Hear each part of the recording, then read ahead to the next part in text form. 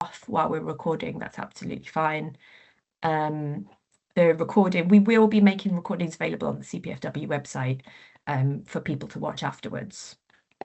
So welcome everyone. Thank you so much for being here today. It's great to have everyone online.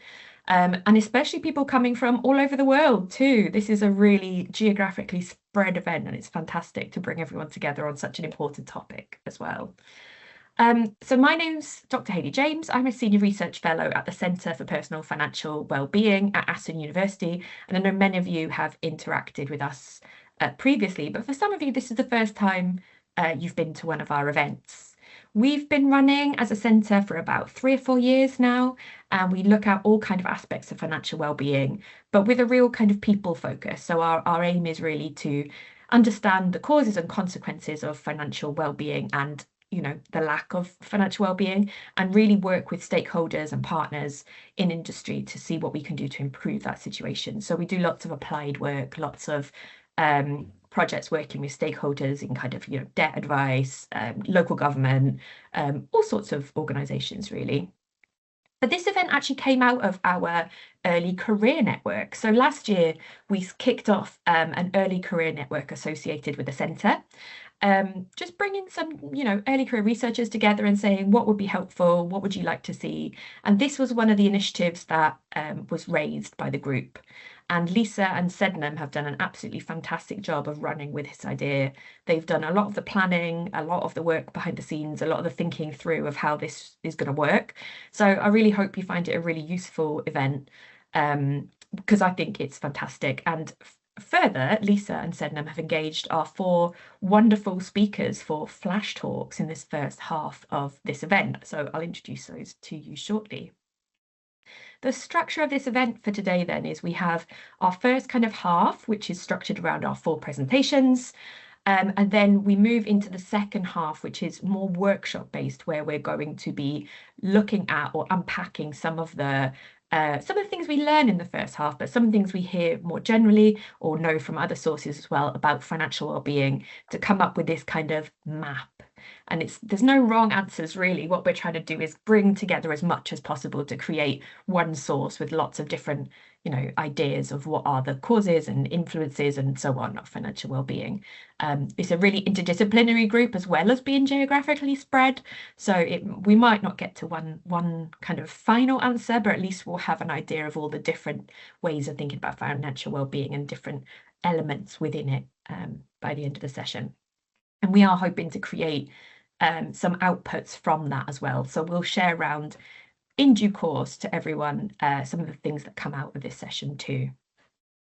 So for those who are participating in the second part, you should have been given access to our Lucid board. You are invited to make notes there. There is a section that you can write post-it notes. If there's things you want to take account of for the later on, you can use post-it notes already to put into the Lucid board. So please do that. And also put questions in the chat throughout the presentations of this first. Please feel free to put questions in the chat. If we see clarification questions coming up, we'll ask them immediately after presentations, but otherwise we're going to wait till the end to do all the questions in the kind of panel session of the first half, so we can ask questions and get a bit of discussion going between our panelists. If there's a question you want to ask someone specifically, please put their name and we know then who to direct it to. But there will be options to kind of put your hand up and come on live and ask your question too, if you prefer that, once we get to the panel part of the session. Okay, fantastic. Lisa, did you want to say anything more about the Lucid board at this point? No, I think it's fine. I already saw a lot of people joining, and they probably have looked at the board notes as well. So I think we're all good to go. That is helpful because we were very worried that we wouldn't be able to get you into the Lucid board. So knowing people have been in there is fantastic. But if you've got questions, just put them in the chat, whether it's about questions to the panel or about the Lucid board or anything else, we can pick them up from there.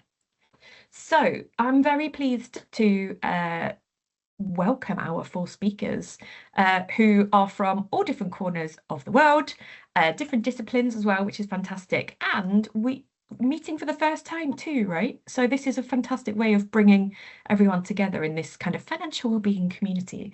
So we're going to hear from Professor Angela Sorgente from the Università Cattolica del Santa Cuore in Milan, Italy, Professor Lisa Bruggen from Maastricht University in the Netherlands, Dr. Leonor Ritsalu from the University of Tartu in Estonia, and Dr. Ukjay Hale from Purdue University in the US as well.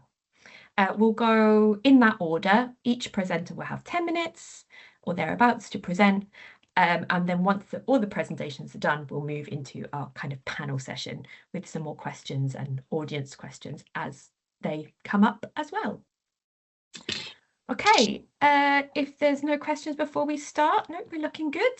We shall go to our first presentation. So Angela, would you be okay to kick us off? Yeah, absolutely.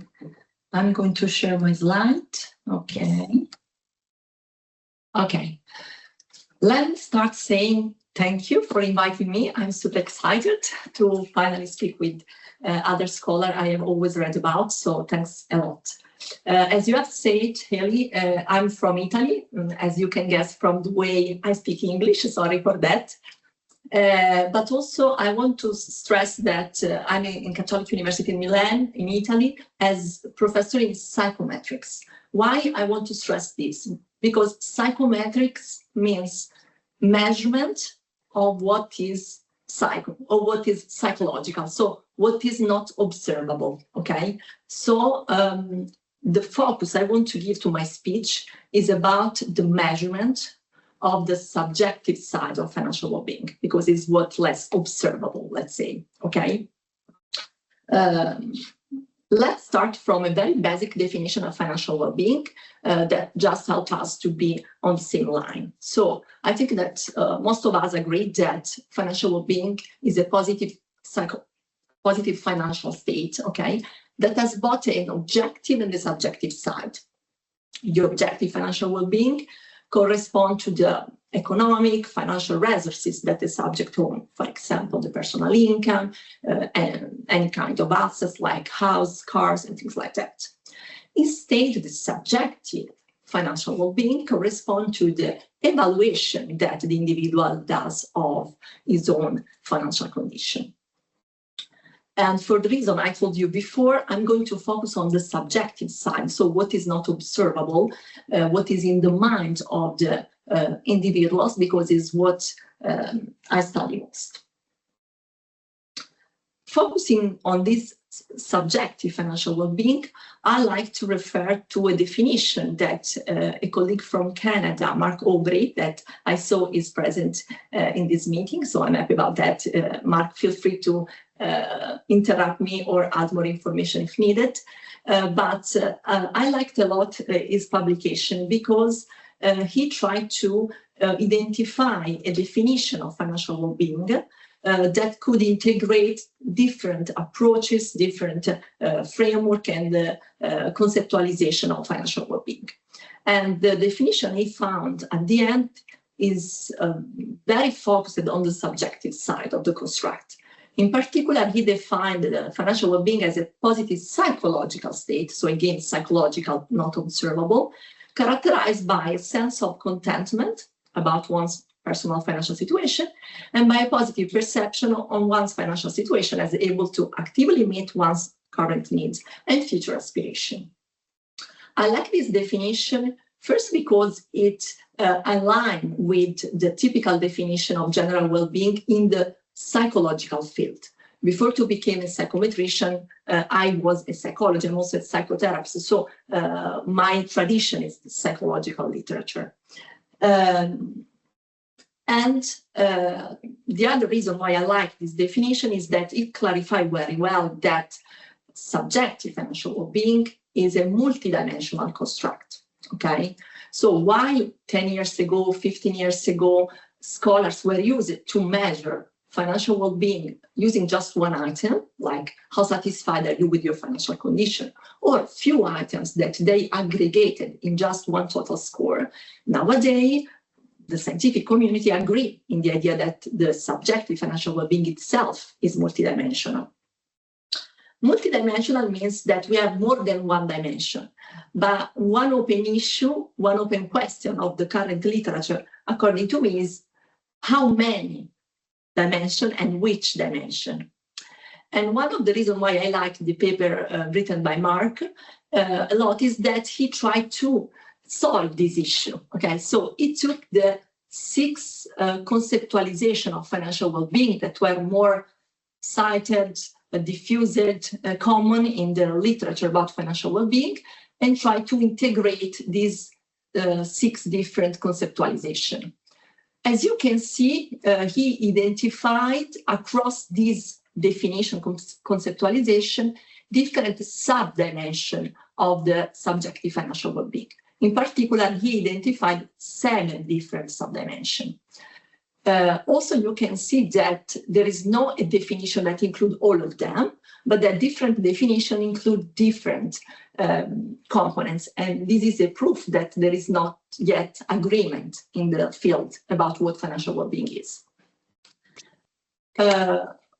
I would like to present a little bit more in detail the 7 dimensions Mark identified, okay?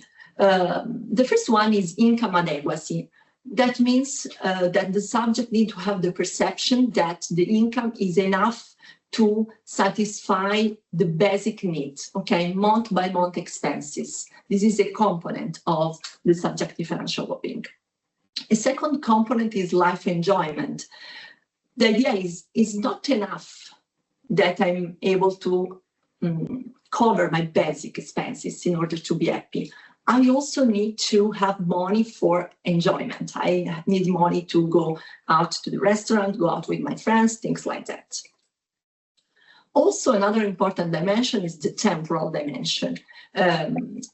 This is one of the dimensions about which there is more agreement in literature. So the fact that in order to be actually satisfied of my current financial situation, I also have to have a positive view of what came next. I feel to be prepared for my future financial situation, condition. Then there is this dimension that is not pretty common across the different conceptualization, that is the relativity dimension. Why I believe this is important? Because our mind often works like that. If we have to evaluate if we are happy or not, we tend to decide what is enough, comparing what we have with what others have, okay? So this dimension corresponds in evaluating if you have at least as much as the other, okay? Then there is another dimension that is named control, okay? I also need to perceive to have control on my financial condition in order to be satisfied of what I have, okay? And then the last 2 dimensions are more related to a general evaluation. In the first case, an evaluation that we do cognitively, that is how satisfied I am. So it's what was called financial satisfaction in the previous models. And the second evaluation is an emotional evaluation. So if my financial condition is positive, I should feel positive emotion when I think about my financial condition and not negative emotion like stress and anxiety, okay? This is the definition of financial well-being according to this integrated model. And so these are the 7 components of the subjective financial well-being. Now, why this is important? Because this has implication for measurement. If we think that the subjective financial well-being is such a complex construct, we have to measure this construct in a complex way, in a way that is able to cover all these components, all these dimensions. And another paper I really like is a paper that has been written by Nicolas de Oliveira Cardoso and other colleagues from Brazil. What they did, they conducted a systematic review in 2023, so it's pretty recent, a systematic review about all the instruments developed to measure financial well-being, okay? These are just instruments that underwent to a psychometric validation study, okay? And what they did, they tried to check for each of these instruments which components of the previous article were covered by each of these scales, okay? So you can see here on the the first column, all the instrument, and in the first row, the 7 dimension I presented you before. As you can see, most of the instruments cover more than 1 dimension, but Nicolas de Oliveira Cardoso identified just 1 instrument that was able to cover all the dimension. And I'm pretty lucky because this is my instrument. So of course, it's one of the reasons I'm presenting you this article. But as you will see later, I don't think my instrument is perfect, and I will tell you more about that. So Nicolas de Oliveira Cardoso concluded that the multidimensional subjective financial well-being scale was the best instrument because it covered all the 7 dimensions and because it has some psychometric properties. So I want to tell you something more about my instrument, okay? This instrument is an instrument that was published in 2019, but I started developing this instrument in 2015 when I started my PhD. This was one of the studies of my PhD. And I concluded it in 2017. Then it took 2 years to have it published. We know how it works. But why I want to stress this? Because I conceived this instrument between 2015 and 2017 when there was not the wide literature we have nowadays about this construct, okay? 10 years ago or more, literature was much less, and above all, the idea that financial well-being was multidimensional, that the subjective financial well-being was multidimensional was not that common, okay? So I studied a lot. I ran different studies, 4 studies just for this publication, some of them qualitative, some of them quantitative. And the final model I got was a model with 25 items organized in 5 dimensions, in 5 subscales, okay? As you can see, the names are not the one of the 7 dimensions I presented you before, because those publications and those conceptualizations have been published later, but we are not that far from that idea. The dimension I named money, having money, correspond to income adequacy, okay? The dimension I named financial future correspond to the temporal dimension. The factor, the subscale that I named peer comparison correspond to relativity dimension. The money management subscale correspond to the control. And then I have in my scale this, the factor that I named general subjective financial well-being because was the most generic one, was a general evaluation, okay? Because in this item, that is indeed the one with more, in this subscale, that is indeed the one with more items, I have items that measure both the life enjoyment as well as cognitive evaluation, so I'm satisfied with, as well as the emotion, okay, feeling stress and things like that. So we can say that, yes, the item of my scale covered the 7 dimensions. So this is for sure a strength of the instrument, but I would like to give you a more general, and this is my last slide, a more general overview of this scale to understand why it's a good scale, but it's not perfect, and why we still have to do a lot, I think, in this field. So the pros of this scale is that, as I told you before, is the only one that covers all the 7 dimensions of the construct.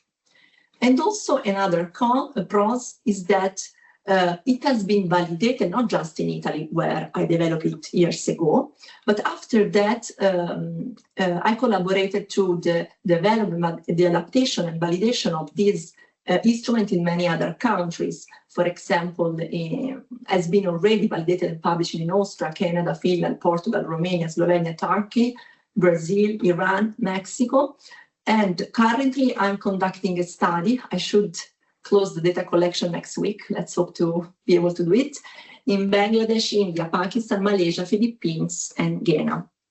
So this is a pro because you can use this scale in many countries. You can use it to compare the score across country because we have also tested for the study with Austria, Canada, Finland, and so on, that the scale is invariant across countries. So it measures actually the same construct across country. But on the other side, there are some cons. The first one is that it was conceptualized 10 years ago. Why it is a cons? because if I could start it from scratch right nowadays, I would do it differently, okay?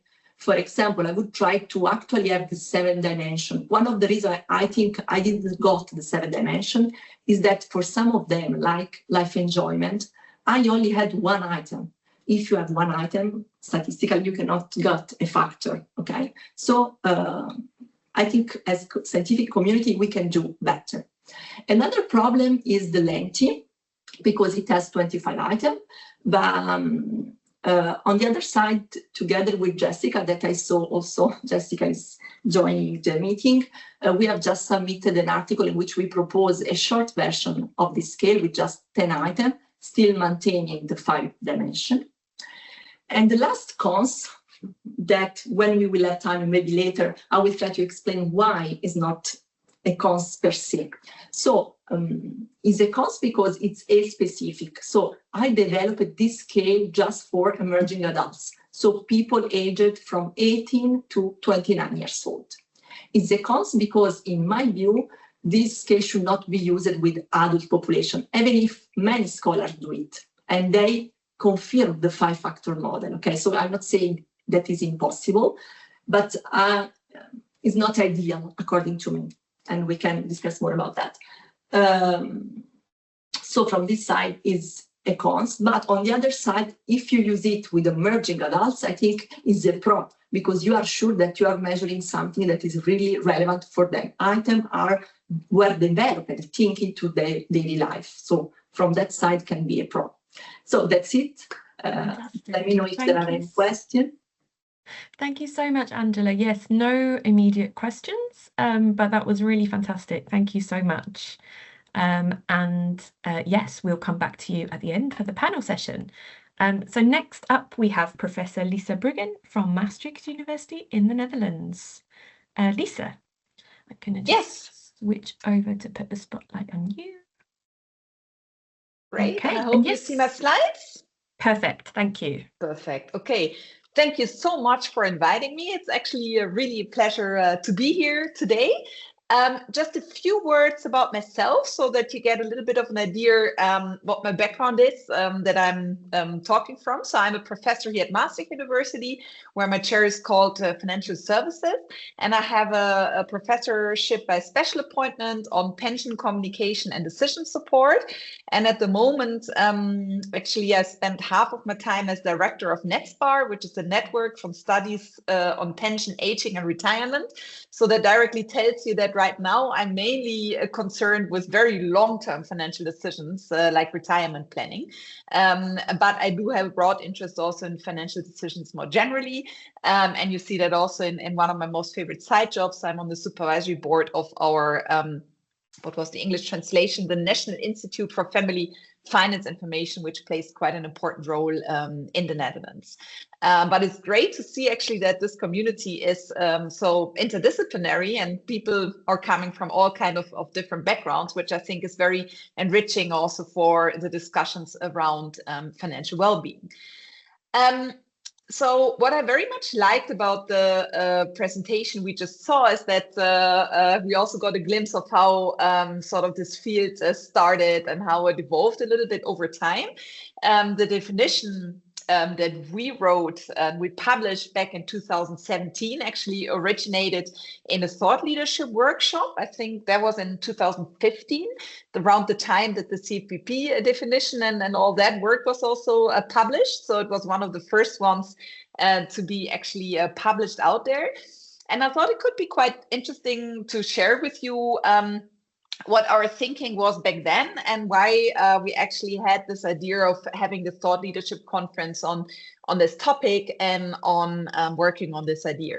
I think there were sort of 3 main reasons for this. I think one was also inspired by a lot of literature in psychology, where traditionally there have been, the focus had really been on sort of being ill or being in problems. And that focus had shifted over time also to much more of a being well focus. And we actually also thought that that thinking would be very interesting to apply to financial decision making, where up till then the focus had really been on financial stress and financial problems and indebtedness and all kind of sort of bad things that can occur to you. And while that's still relevant to study, very interesting to study, we thought that would also be important to broaden the perspective and look at it actually from also from this well-being lens, where it would also be relevant actually for each and every one not experiencing financial problems. The second observation was, and I'll share some insights later that show that it's probably still true to date, is that a lot of the literature really focused on these objective measures, for example, income, probably because it's often easily available administrative data, or it's maybe more easy to measure, but being trained more from a psychological perspective, I was really convinced that your perceptions are maybe more meaningful for your behavior than really, your income more objectively. And maybe the third is that I thought in a lot of that work, the perspective was very much on just one dimension, for example, income, which really determines often your spending in the here and now. But also given the work that I do in retirement planning, I found it also quite relevant to bring in this trade-off between the present and the future, because also in the financial decisions you make, there are often these trade-offs, right? And everything I put aside for my retirement planning, I cannot consume today. So these were maybe three of the main reasons why we came up with that definition back then, and was actually thank you so much, Angela, for showing how this has evolved over time. So maybe this slide is already a little bit redundant. I think it indeed nicely captures some of the dimensions, but for sure not all of them. So it's so nice to see that this has been picked up and more work has been done, and more, sorry about that, more dimensions have been identified. I think what you see back in our definition is for sure this sort of, well-being focus. You see this trade-off between the present and the future. You also see in this sort of this desired, so this also this relative dimension that has been identified. So definitely some aspects are already in there. But as you also pointed out, it's good to see how that definition has evolved over time. And also nice to see that more evidence has been out there that really studied this empirically. For example, this Netemeyer paper, which also got lots of citations, which showed that financial well-being is really a core driver of overall life satisfaction, with effects comparable in magnitude to major life domains such as job satisfaction, physical health, and relationship quality. This is the framework we had in our paper back then, and next to being still a very ugly figure, when I looked at it again, it's a very interesting sort of almost 10 years later when you look back. I mean, what I still sort of like about it is it's very encompassing, and I think almost everything you could or would want to study in relationship to financial well-being is maybe somehow included in this figure. That also makes it all or nothing, right? And you can never ever, of course, study all of this at the same time.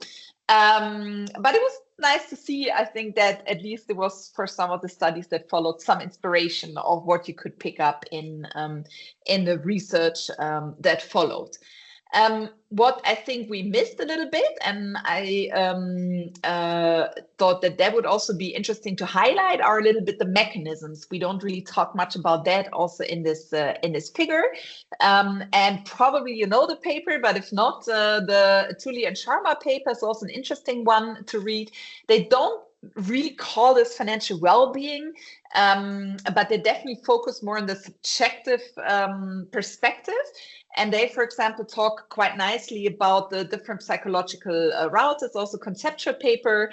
And there they also come up with these comparative evaluations, these identity-based interpretations, and the self-perception processes. So I thought that's actually also a very interesting addition. While most of my current work also focuses much more on this long-term financial decision-making and retirement planning, I do have one very interesting paper that's currently under review. And I wanted to share just a few highlights from that paper that I thought could be interesting for today. The first one comes from our literature review. So in that paper, we essentially compare subjective and objective measures. And what we do in the literature reviews, we first provide an overview, and we limit ourselves a little bit to the marketing literature here because that's a field in which we want to publish, and the major journals in that field. And what you actually see in that literature is that the vast majority of measures are objective measures. So from the 57 articles that we identified, we actually see that 86% are still objective measures, and only 13 or 14, if you round it, % are subjective measures. What you also see actually that in these 57 articles, there are 73 financial metrics. So sometimes one article uses more than one measure. But from these 73 different metrics, we actually see 52 different measures. And if we only zoom in on the subjective measures that we find in that literature, you see here actually the list here. Some of them we have seen maybe in Angela's overview as well. But you see the diversity of measures and scales, and I think the field has not yet reached agreement on what maybe the best way is to measure, or to measure for what, or to measure when.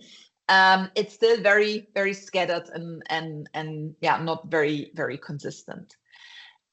What we actually do in that particular paper is to also try and address a little bit the question, okay, but what should you actually measure when, or especially given sort of the different outcomes you are interested in, what would then be the best measure? And we actually have very rich administrative data from our statistics office in the Netherlands. So that's data that's derived from the tax records of people, and that is often derived really from employers, from bank accounts, so objective sources with no measurement error. And we have a list panel in the Netherlands. That's an online probability panel. And you can set out surveys in that panel, and you can match that administrative data to the panel data. So that's a very nice data set, because we measured financial well-being actually in 2 different ways. Or actually here it says 4 different ways, but you see number 2 and 3 are both from the 2 dimensions from the Metemeyer scale.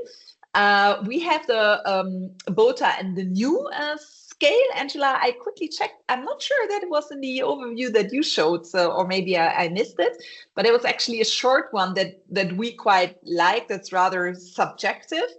And the list panel has only one question, financial satisfaction question that we could also look at. So we have all the objective information about people's wealth and all their assets and all their incomes and all the social support or whatever they get. And we have these subjective dimensions, and we look at, okay, what is actually has higher explained variance for different type of outcomes. And this is probably now a little bit hard to read for you, but hopefully the paper will come out at some point soon. But what it basically shows is we are looking at 3 different types of outcomes: consumption outcomes, financial vulnerability outcomes, and wealth accumulation. And on the bottom, you see our different objective and subjective outcome variables. And you see on the y-axis basically our observed financial, so the more objective income, actually specifically measures that we use, or the subjective. And you have now to trust me on this, because you probably can't read it, but we find quite a consistent pattern. So the colors are heat maps. The darker, the stronger the explained variance.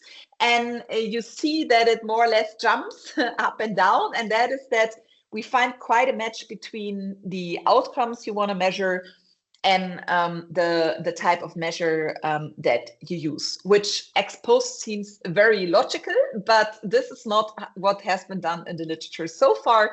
It doesn't seem to be a very conscious choice. to this point, and it's something that we want to bring in and actually change. And then we also have a decision framework in our paper, which shows when you should actually use which type of measure in there. So that's hopefully something that's forthcoming. So for this workshop, when I reflected a little bit about, okay, where do I see opportunities for more research, I could think about these different points. So actually, Angela, your presentation directly captured my first point. So I think I don't need to say much more about that. I think we have not yet settled on the scale to measure financial well-being, or a long and a short version of the scale. I think that would really be great. I think if the field could converge more towards an accepted, more and widely shared standard of measuring financial well-being. I also think that to date, most of the work is correlational. I have not really seen much causal evidence. So that, for example, increase in this financial well-being, also affected certain outcomes, or certain whatever interventions also affected or increased financial well-being. I think that it would be really great to see more causal work in this area. Lisa, I'm sorry that we're at time pretty much. Okay, so then if you just want to wrap up your final points. I guess maybe the other points will speak for themselves. It's most like dynamic would be interesting over time.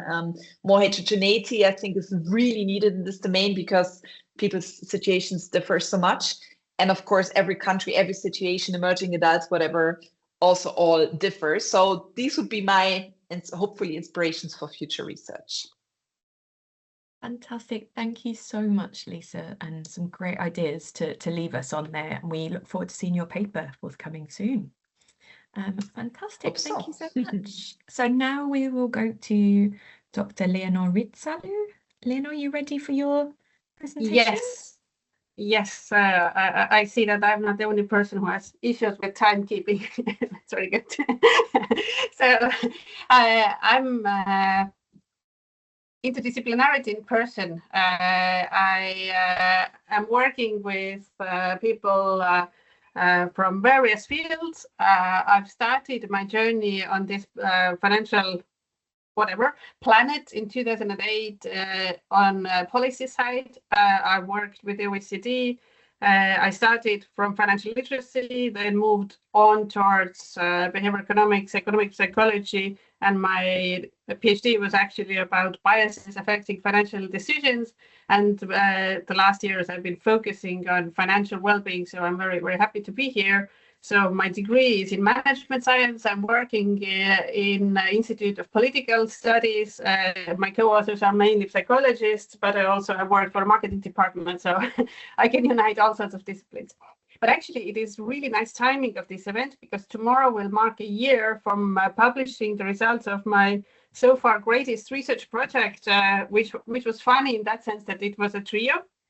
So Professor Adele Atkinson and Rauno Pello are my partners in crime. And this trio, through 3 years, developed a triad. So it's a story of threes.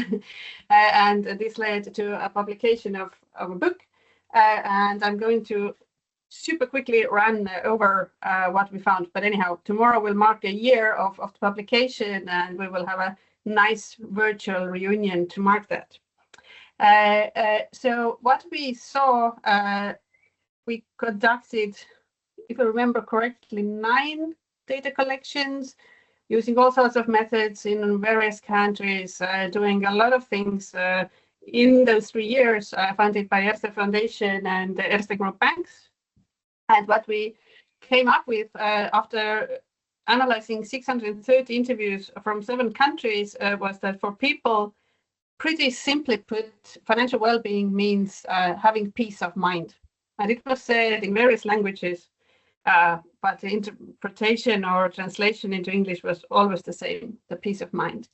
But when to look into the dimensions, as previous speakers have been talking about the dimensions, and I completely agree that it is a multidimensional construct, and measuring it unidimensionally is let's put it nicely, misleading. But what we see is that after talking to people, it is about 3 core dimensions. It is security, freedom, and pleasure. While security and freedom have been part of previous conceptualizations, then we are the first to actually explicitly address pleasure.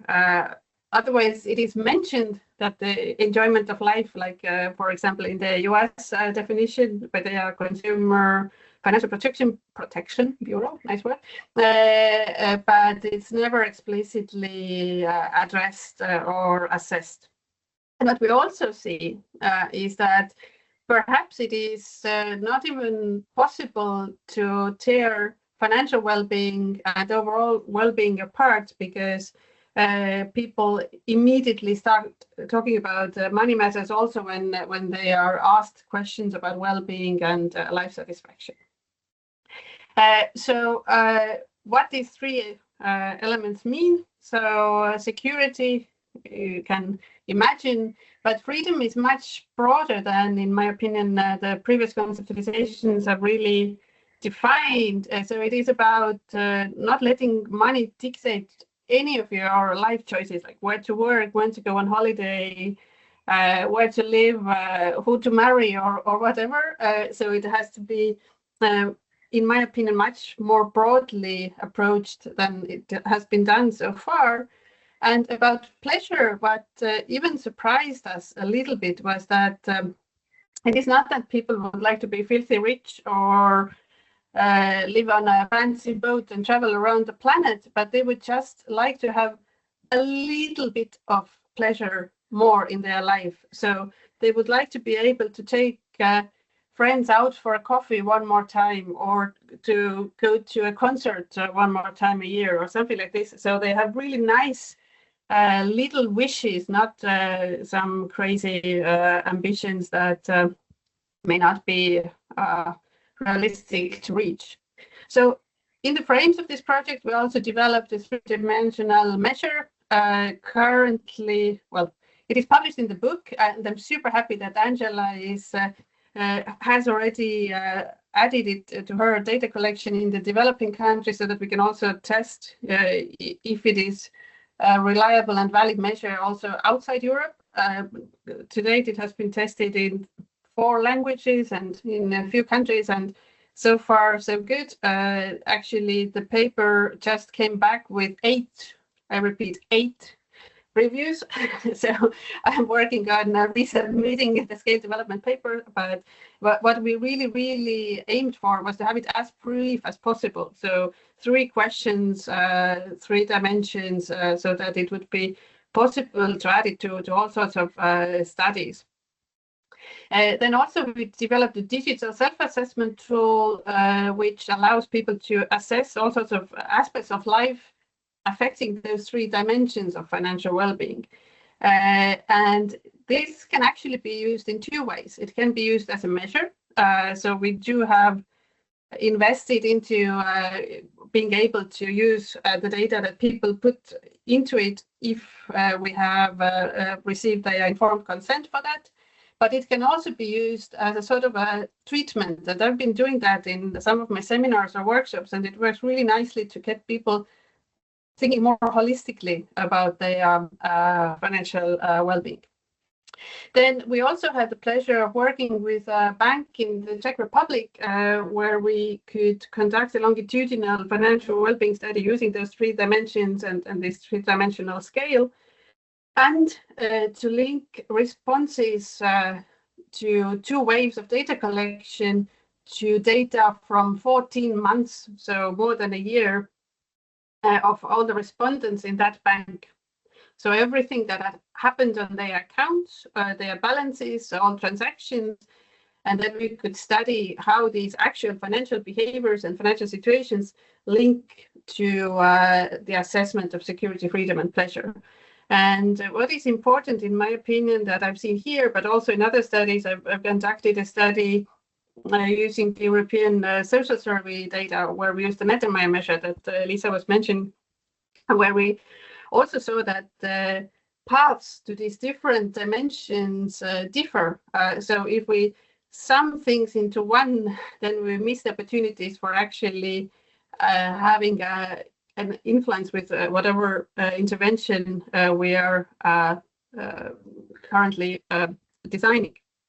So what we saw also in this study was that the assessment was surprisingly stable over those 6 months that we could conduct this data collection, but I have to add a lot of disclaimers by saying that it's likely that those who responded in the second wave were those who didn't have any bad news in those 6 months. So it's maybe not the whole truth. And I also know the papers by Angela where she shows with co-authors how financial well-being and financial stress fluctuate all over the place in short time. So definitely a place for further research. But what it confirmed to me, this study in the bank data using this subjective multidimensional financial well-being measure, was that actually the factors that have a role in financial well-being go far beyond just money matters. To date, I think still, well, outside this brilliant community that is gathered here, the belief is pretty much that we should just invest in the usual suspects: financial literacy, get people to save, avoid debt, and have prudent financial behaviors. But we see that only a third of the changes are actually explained by those indicators in our data. And another interesting thing that I think calls for further research is that the update of the assessment doesn't happen in real time. So sometimes objectively things are already better or worse, but the assessment hasn't been updated yet. So for future, as Lisa was trying to say, there is definitely a need for a longitudinal financial well-being research using multidimensional measures. I have been working on launching a pan-European study with various partners for a few years now, with some hope, but not much luck yet. So if anyone has brilliant ideas how to get it going, then please contact me. I'd be really happy to be part of such a study.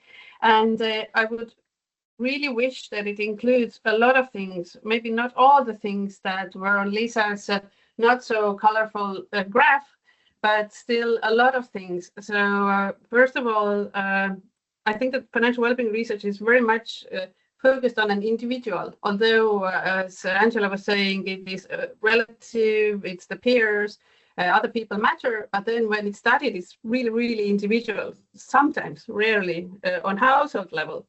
But it doesn't go further, but we definitely are affected by the social groups, the communities that we belong to, so that culture is to date very much neglected. Or, for example, a paper that I have published in the Journal of International Marketing, where we studied the effect of culture, then it is done in a way that it is operationalizing culture by country borders. But I don't think that using country borders or ethnicity is the best way of defining culture. So I would really hope to see more research into the role of community and culture and the broader group of people affecting us. And also, as was hinted previously, I think the future directions should go into interventions. As really, I think there is one really good paper that tests the causal link between things and financial well-being, and it says that there is hope, that there is an effect, but there is really almost nothing that would really rigorously test what is the antecedent that has a very clear effect on the domains of, or the dimensions of financial well-being. And also the individual side should be expanded a little bit. Currently, I think it's too often focusing on socioeconomic status and financial competence only, but forgetting all sorts of life stages, changes, issues happening there, and also personality and so on. To conclude on a happy note, I think there is hope that the field is really moving in that direction. Very recently, the OECD published a report where they really emphasize the role of ecosystem, the importance of the broader range of topics, issues and policies that need to be employed for the benefit of financial well-being. So I see that the field has developed interestingly, but it's going to hopefully take some big leaps in the nearest future. And I'm very grateful for the organizers of this event for contributing to this leap. Thank you so much, Leonora. Yes, I hope we can all leap and leap together, right? That would be amazing. So yeah, really appreciate your presentation. Thank you so much. And last but not least, we will go to Dr. Ukjay Hale from Purdue University. Hello. Hi, I'm just going to put the spotlight on you. Yes. There we go. You're spotlighted. Can you see my slides? Yes, we can see your slides. Thank you very much. Thank you. So can I start? Yeah. Hello, everyone. My name is Ukjay Hale, and I am now working at Purdue University I just completed my fifth year here, and then I worked at South Dakota State University for 5 years before coming to Purdue. And during my professional faculty working job, I normally have a financial stress as my major topic, maybe. And then one of my weird combination is that actually when I was working at doctoral students around 14 and 15 years ago, that time I working with machine learning, which at the time machine learning was not that really famous. Right now it is famous and popular to use, but at the time it was not. So I'm now, some of my research is normally combination between financial stress, financial behavior with the machine learning into the fintech or some kind of financial behavior decision-making side. That's my introduction for you. And then I'd like to talk about financial stress, even if my another kind of major kind of expert is machine learning, but I will not talk about machine learning today. And then financial stress is one of my major interest. And then today I'd like to talk about financial stress. And then the three claims I'd like to mention today is that stress is not just a thought or emotion. And then stress is dose dependent, not categorical bad. And then professional have to observe and address it if they have to help their clients, the consumers. Because my job here at Purdue is financial counseling and planning, which means that I teach my students to be financial professionals like the CPP or financial planners, financial advisors. So that's one of the reasons why I work with financial stress with the professionals. And then I'd like to say professionals has to understand the financial stress of their consumers. And then many people have a financial issues like us. I still have my financial issue as well. When we have financial issues, maybe some people can have this kind of feeling. This is weird, as you know. If anyone who feel this kind of things when they have financial issues, it is highly recommended to go to doctor, right? And then the actual reaction of the financial issues can be worry, cold, high heartbeat, or tense, anxiety, or short breath, something like those kind of the physiological response can be happen as well, which means that our body actually have some reaction to the stressful situation.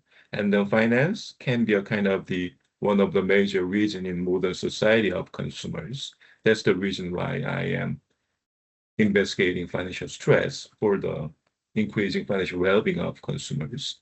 So one of my major findings during my past 10 or 13 years of working in this field, specifically investigate about the financial stress. Financial stress is not just worry, because the financial stress should be combined with the other kind of responses.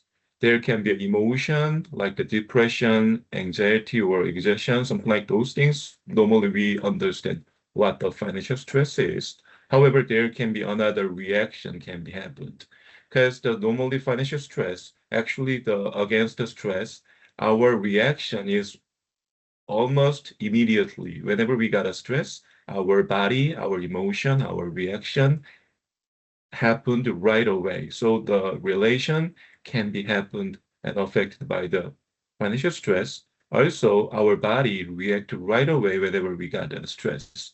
So that is kind of the things that we have to think about what the financial stress is, because the financial constraint or financial distress, financial anxiety, those kind of feeling kind of things, or those psychological things are one aspect of financial stress, because the financial stress can affect our physiological response and relations, all our life stuff.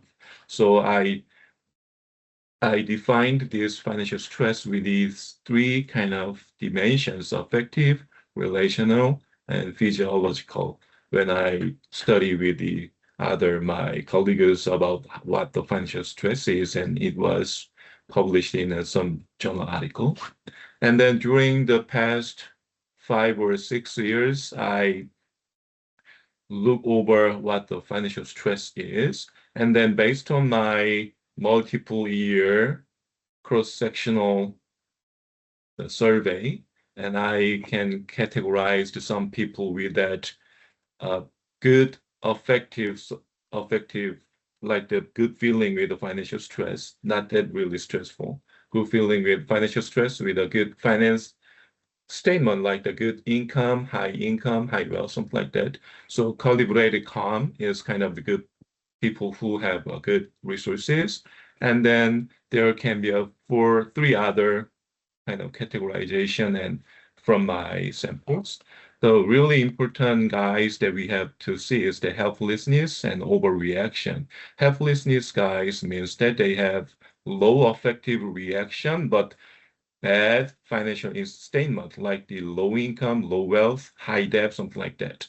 And overreaction means those who have high financial stress and effectiveness, but they have kind of good income, sufficient wealth, something like those things. So I can categorize some people, my samples into 4 subgroups, and then you can see how those show the reaction, like the physiologically. As you can see, helplessness and the overreaction has a totally 2 different way. Helplessness, low physiology, and then overreaction show the really high physiological reaction. Why these guys are in risk is that helplessness, they can never think about the effectiveness or physiological reaction, no willingness to do something. And then overreaction guys, they react too much, because the physiological reaction is related to our hormone effect, like we can have a high, cortisol level, and then, adrenalines, which means that we can have a kind of long-term hormone changes and affected by like the illness. So those are kind of the things that I investigate with my sample surveys. And then as you can see, this one is a kind of the repeated result from the survey with that I have done with my colleague at another journal article. As you can see, financial well-being is totally related to the financial stress. Anyone who have a job insecurity have a low financial well-being, and the low financial well-being can increase the financial stress, which means that we have our financial stress is not standalone. It is really related to financial well-being. And then based on this, what I find is that financial stress is not only the bad. Sometimes we have kind of the stereotype about the stress. Stress is always bad. Maybe, however, stress can be a kind of motivation that we have to work. Because if I do not have any debt, maybe I will not work here. I will go free. If I have sufficient wealth level in my bank account, I will not work. I have no motivation to work. So if there is any kind of the stress, appropriate level of stress, we are motivated to work or motivated to do something. So too much stress can make our overreaction or too low stress can be a signal of our helplessness. That is what I find from the previous 5 waves of financial stress survey. And then as you can see, the 5 years, the survey have a kind of the stress level across the year. And then this graph show that the financial stress is not always matching with their subgroups, because some of those guys have a helplessness and some of those guys overreaction. They are mixed and mangled in these whole zones, which means that financial professionals has to guide them toward the appropriate way. If any clients, any consumers, financial consumers have a helplessness status, financial professionals has to evoke their willingness to work, willingness to save, willingness to do something, overcome the financial stressful situation, let them know that they are in risk. Or if financial professionals face their consumers that overreact about their financial situation, then financial professionals realize that this guy should be more calm down and then make some breath and then make some, good the solution to the better financial well-being way. So in my research side of things, we saw helpless is not a healthy stuff, because sometimes we saw some guys are showing low health financial stress, and then we may say that these guys are insane. However, no, if those guys have a kind of the low income, low wealth, high debt, something like that, but if they have low financial stress, they are in danger of helplessness. That's the why financial professionals have to look at financial stress level of our consumers and then realize that let's help them, because those in danger guys, normally they do not come out to the public. They just, live by themselves and then, do not seek any help.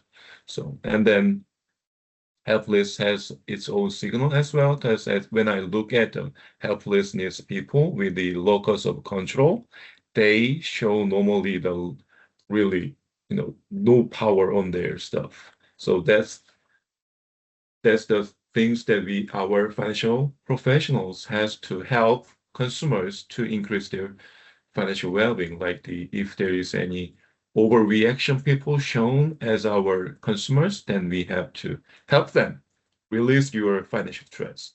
Let's calm down and then do your stuff without any stuff. Because, the financial stress is too much, as I explained. The hormone level of the, adrenaline or cortisol, something like those things, if those high release of hormones stand over 1 or 2 years like that, it will affect our hormone, balance. It will ruin our physiological balance and then make some illness or disease inside of us. So financial professionals actually help their financial life as well as their medical health. Because even if we are not a medical doctor or a medical expert, we can see the signal that and then let them calm down and then let them control their stress level.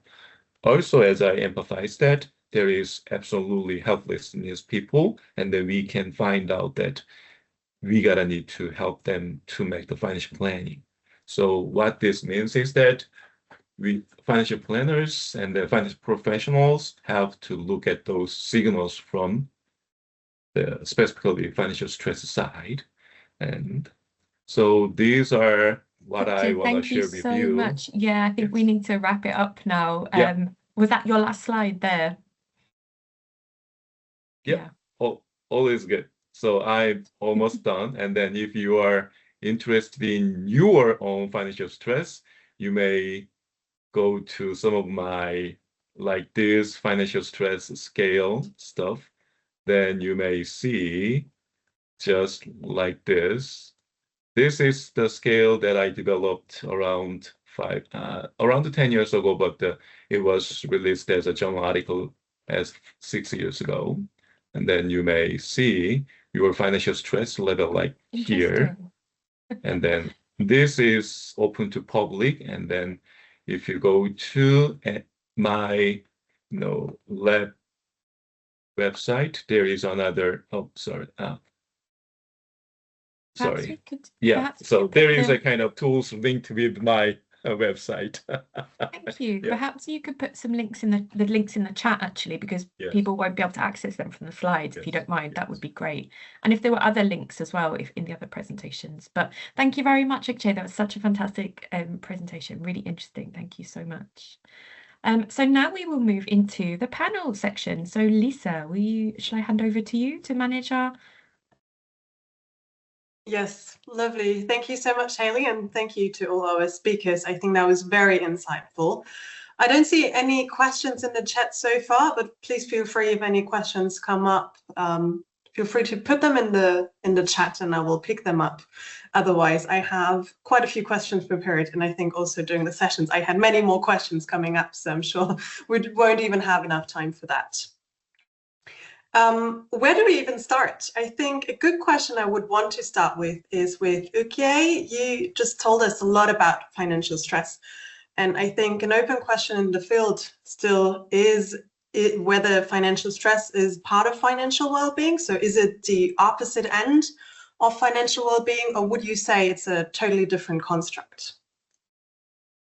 For the financial stress construct, right? So that is totally different construct that I made. And then the reason why I make that financial stress construct is that normally in previous research, many of the research talk about financial stress with the financial anxiety or financial constraint. Low economic or financial resources in household is not the whole things of financial stress. Or financial anxiety is more likely psychological kind of illness or medical side of things. It is symptom. It is not a stress. So financial stress, that's the reason why my colleague and I developed that construct for financial stress. But financial stress is one of the major components to connect the financial well-being that I believe, because the financial well-being is not free from the financial stressful situation. Thank you for that. We have seen it as a mediator in your slide, but do you believe someone can have high financial stress but still have high financial well-being? That's kind of really interesting question. The reason why I do not include the other opposite side of the direction is that financial well-being can affect financial stress, as I said, because the low financial well-being, make the high stress level. But as I show in my another slide, financial stress can be a adaptive level like the motivation to work, which means that sometimes some folks who have a medium level of financial stress can have a good financial well-being because they are motivated to work and they are they have willingness to do something more and the energetic stuff, So financial well-being can have a kind of bi-directional, like the one way to financial stress can increase financial well-being because they are motivated. Financial stress can decrease the financial well-being because they are helplessness or overreacted. So that's the reason why I emphasize that helplessness and overreacted are important to understand financial well-being. Okay, lovely. Thank you. Thank you for that. We had two questions coming up in the chat. Maybe we'll move on with them so we make sure we also get your questions. There's one question. Do you feel that financial well-being is different than someone's digital financial well-being? Is there any difference in whose opinion? Sarah, Elizabeth, maybe you can tell us who you want this question to answer. Hi there. It can be for any of the researchers who presented, if they have any insight on it, because perhaps somebody's digital financial well-being, their sense of that might be different than how they feel about their financial well-being when they make perhaps physical transactions in person. So whoever would like to answer that would be great. Thank you. I think Leonor wants to answer this. Please feel free. Yes, unmute myself first. I'm not really certain that I understand what is digital financial well-being, because I see a lot of this digital talk happening in financial literacy research and policy, and already there it's a little bit confusing. Nowadays, there's a lot of attention on digital financial literacy strategies and financial literacy interventions. But for me, the first confusing step is already like, what are we talking about? Are we talking about the financial literacy for navigating on the planet of all sorts of digital financial services and all sorts of digital tools, or is it the digital delivery of financial education? So already there comes a little bit of a confusion. So actually, when I think about my own research, then I couldn't really see what this digital does, other than being a channel of the interventions or information or assessment or anything of that sort, because when people were asked to talk about financial well-being, then they talked about the dimensions that I mentioned and the peace of mind, but which tools they actually use is a different story already, at least in my opinion, but feel free to add or explain.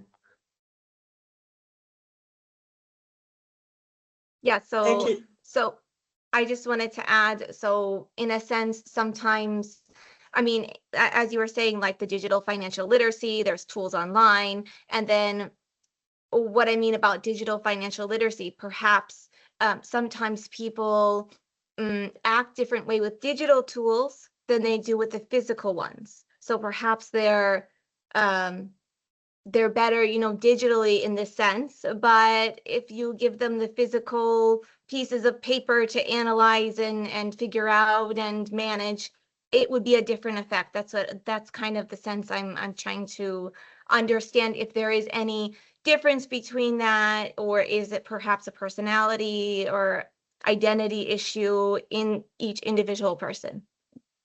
Okay. Can I add one thing about that stuff? Because one of my major, the major research side is machine learning from 13 or 14 years ago, and I'm now working on fintech, developing the fintech tools in my research side.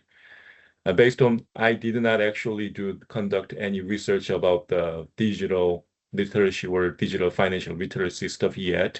However, based on my developing process of the fintech tools, I observed that consumers have totally different, not totally, however, some different aspect on the financial literacy and the digital literacy. So for future financial services or financial professionals or consumer well-being people need to educate or make a plan to how to merge those two things, because that is another challenge, because the digital literacy, even though a person have a good financial literacy, some folks do not have digital literacy, like how to use the app. They will not follow up the financial literacy in the future, because the digital literacy is now merging with the financial literacy. So for the consumer well-being in the future, I think that financial literacy the financial literacy expert has to consider digital literacy is the one aspect we have help in the future. That is the huge gap of the financial consumers' well-being. Thank you. Angela, do you want to add on that? Yeah, just to clarify, I think that there is also a problem behind this question, that is a confusion that we always have in the field. So maybe this is one of the reasons why I would like to add this thought. The feeling I have is that sometimes in the literature we confound behavior with well-being, okay? So using digital apps is a behavior, is not well-being. You can use it properly, so you are having a positive behavior, but this is not well-being. I know that it's hard to get this distinction, and a lot of conceptualization confound it. So there are a lot of conceptualization that include behavior in the well-being, but actually behavior is a predictor of the well-being. First, not because I'm the one saying it, but because, for example, OECD, when they define financial literacy, the most recent definition say financial literacy is knowledge, awareness, attitude, and behavior that led you to positive financial decision that has as final outcome financial well-being. Okay, so those are two different things. And the other things we can consider is also, I would say, the psychological literature about that, because psychological literature always work on well-being, and it helps us clarify what is the difference between behavior and well-being. In the psychological literature, well-being is a wall of many dimensions, like for subjective financial well-being, but all of them are perception. For example, in the well-being in psychological literature, we have one dimension that is positive relation, okay? So I ask people if they perceive to have positive relation, like feel supported by friends and so on. It's different asking that from asking, are you going out with your friends at least once a week? That is a behavior, okay? But we cannot imply that that behavior corresponds to the well-being, because for some people, going out once a week is actually good and correspond to feeling supported. For others, it's not the same. So we can use this behavior and the digital behaviors as predictors of well-being, but we cannot assume that those are well-being itself. Depends on the perception of the subject. So I think that we always have to have this in mind. Well-being is a perception because it's how you feel that determines your well-being. I don't know if this helped. Thank you. Thank you, Angela. I think it's very interesting what you just said, because it also kind of aligns with the question we were going to ask you anyways on where you think financial functioning sits in between the financial well-being definition. Yeah, so I think that I have already clarified that my feeling is no. I know that there are conceptualization that include it. For example, very recently has been published an article from Australian colleagues that try to figure out what financial well-being is for older people. And in their model, based on interview, they also included the behavior dimension. So I understand that the idea is that you have to behave well in order to feel well, but we cannot conclude that they are the same construct. First, because we are going to generate confusion in the literature and we don't know what we are measuring when we name that construct as financial well-being. But also because there are evidence that financial behavior not always link to financial well-being, above all when data are longitudinal. Because of course, when we have cross-sectional data, we find a high correlation between behavior and well-being. But in some publication, for example, I have with the longitudinal data, I have not found a significant relation between behavior at time 1 and well-being at time 2. This is a proof that they cannot be exactly the same, okay? So it's important to differentiate them, in my opinion. Thank you for that clarification. Leonor, you want to add on?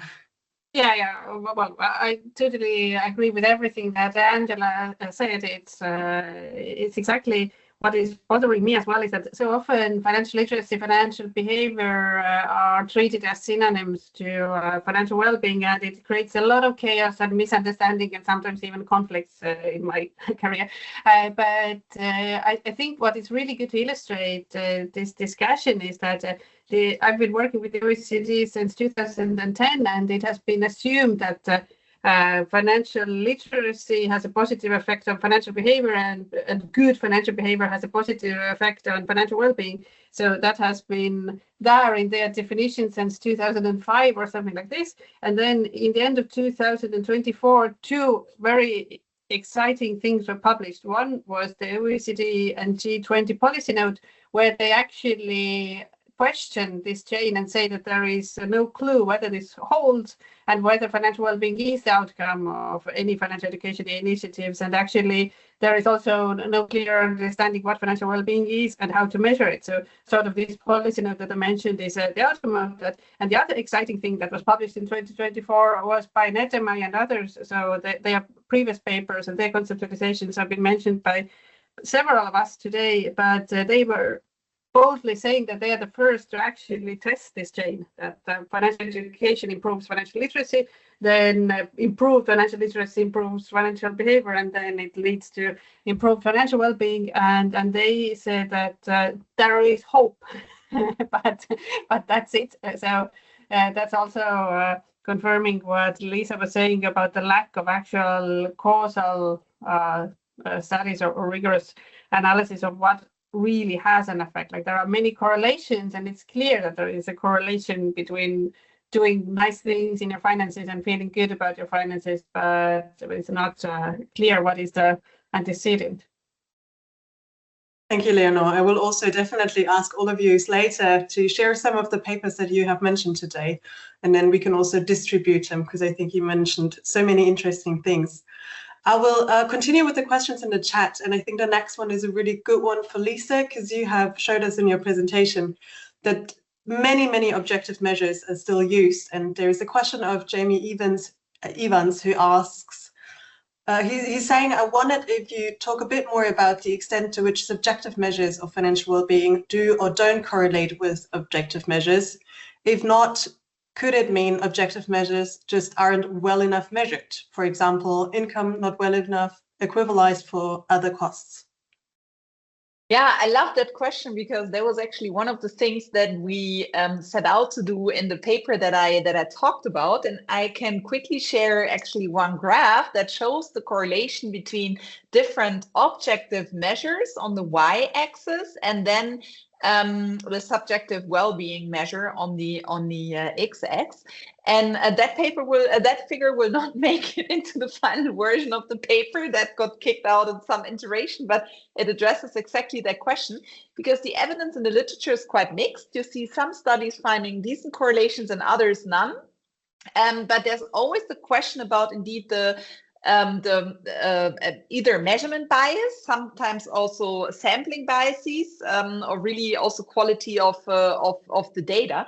Now we have this really strong data set where we don't have measurement bias in the objective measures, and with this online probability sample, also decent quality for the measure of subjective. And you see that the correlation really depends on which exact measure you would be looking at. And the best one is a combined measure that looks at the cumulative share of assets and income. So not just income, but assets and income.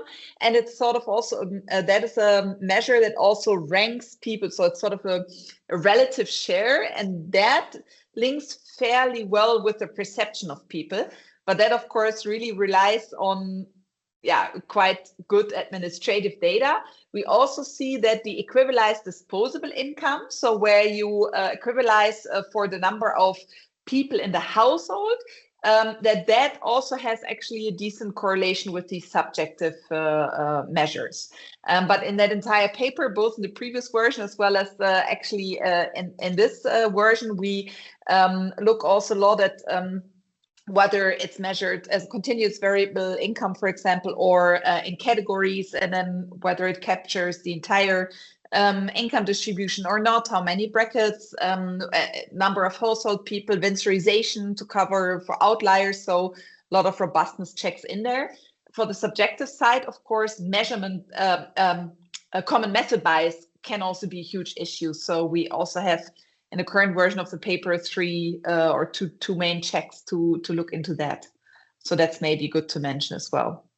So decent correlations, but I would say my final conclusion is still good that they correlate to some extent, but they still capture different things. So I think it's the subjective side, really the perceptions that matter more for evaluations, and the objective side measure much more maybe for resource dependent type of decisions. Great, thank you. I'm just wondering, the question that just came up in the chat, was that straight to the study? Cameron? Yeah, that's related to, sorry, Leonor. I'm just... Okay, so then we can pick this up later. Thank you. Yeah, Leonor, I think you wanted to add something to the discussion we just had. Yes, I did, because we had this study using bank data and very rich bank data. So what we saw was that, well, first of all, we failed in really properly assessing income. I was silly enough to believe that the bank really knows your income, but it's shockingly hard to get it from their data.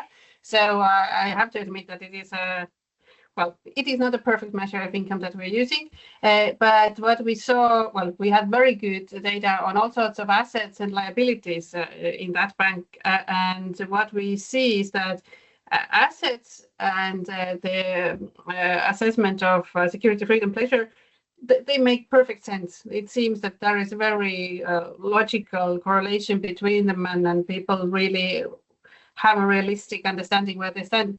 But it's much more complicated with liabilities. I also understand it's much more complicated to assess how a mortgage or credit card is affecting your financial well-being. But still, I see from that data that the story with assets is pretty evident, but the story with liabilities definitely needs more research. Great, thank you, Leonor. I think we can, maybe you would also be a good person to answer the next question in the chat, which is, what role do you think central banks in different countries should doing to promote financial well-being? Well, as I'm working with central banks in different countries, then of course I have to sing the praises. Well, I think it is complicated for a central bank to really address financial well-being the way that we understand it, because it goes so beyond the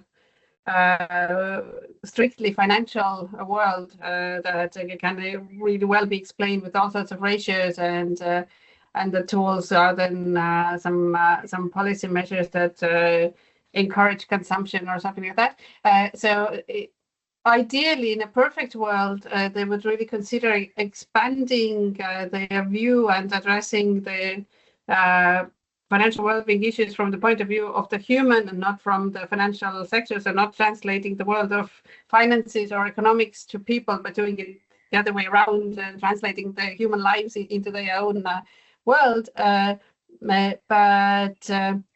But I do see some changes happening that when earlier the national strategies were usually about financial literacy, that nowadays there is a shift towards digital financial literacy strategies and then financial well-being strategies, like the good example from the UK and also in some other countries. Thank you. I will continue with the next question. Lisa, can I briefly add on to this? Just yes, very okay. briefly. My point would be, I'm not sure if the central banks are the most relevant policy institute here. I would see a Ministry of Social Affairs much more relevant, because they make a lot of the social decisions, where you could really have, instead of, sort of interventions like financial education targeted at people, you could really think about social policies that would have a stronger effect, or maybe even like tax decisions that would have the stronger effect. So there I would see stronger implications, or these parties that do financial education, financial type of interventions as well. But maybe not so much the central banks, I would think. Yeah, thank you for that important addition. It's really mean that we have such little time, right? There's so much we could discuss about. I want to come to the next question in the chat, which I think is a great one for Angela. So Stina Berlin is doing a study for her PhD, where she's testing an intervention designed to promote financial well-being in expectant parents during pregnancy and after childbirth, and she's struggling to decide for a measure to assess financial well-being longitudinally, but also multidimensionally, without reaching survey exhaustion. Angela, would you have any insights on how to choose and what to do? Yeah, always not easy to select the best instrument. As we saw, each instrument has pros and cons. For sure, it should be a short scale, but still multidimensional, as she was saying. So one option could be the one from Leonor, as she presented. It has few items, 9 items, and 3-dimensional. Also, the other option could be the scale, the short version of my scale that has 10 items, 2 items per some dimension. Also, health population, I think, is pretty close to emerging adults, because it's, if our parents, young parents, is likely to have that kind of age. So these two scales, I think, are both multidimensional and pretty short.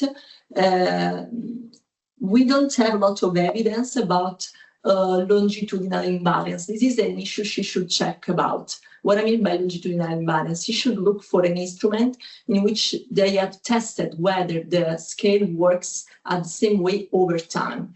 I don't know how much she knows about measurement imbalance, but I think is an aspect to consider, because only in that way you are sure that what is different from time 1 and time 2 is actually the level of construct that change, but not how items are interpreted. So this is something to consider. Thank you. We're out of time. I have many more questions lined up, so I won't get to them, but that's fine. But there's 2 more questions in the chat. Can we still do them? Haley, you're the time manager. Yes, it was just Ukje also has raised that he needs to go in 5 minutes. So maybe we'll ask both questions together and allow Ukje a response first before we go to the other Yes. presenters, if that's okay. Okay, great. So there's 2 more questions. One from Cameron Waldron asking, why was freedom used rather than agency in the financial well-being definition, given their impact on decision-making parameters? And then also another question by Livingston Xitor, I think it is. Please, can we measure financial well-being from the organizational level, or can it only be measured from the individual point of view?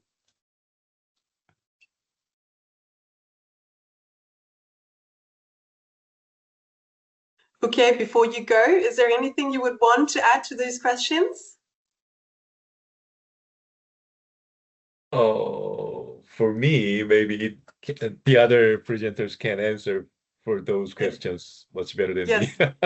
Yes, that is totally fair. I just wanted to give you the chance, but if you need to hop off, thank you for being here today. Yeah. I think the first question regarding freedom rather than agency was aimed at Leonor. Yes, as I also have to run in like 1 minute, then I give a very brief answer. This is what people were saying as our conceptualization was based on 630 in-depth interviews. You can imagine how much data it is. And this is what people were talking about. And also when we look at the previous measures, then they have this financial freedom in some sense included. And I can also answer the last question, the organizational level. Well, start the discussion before I run away. I don't really see how an organization can understand the diversity of human lives and see the life stages, values, personality types, aspirations, all sorts of issues that affect financial well-being. So I don't think it is really possible to assess financial well-being from the organizational point of view in a way that we define this subjective financial well-being. I think it needs to be on individual, household, community, closer group, peer level. But I'm sure Angela and Lisa can add to that.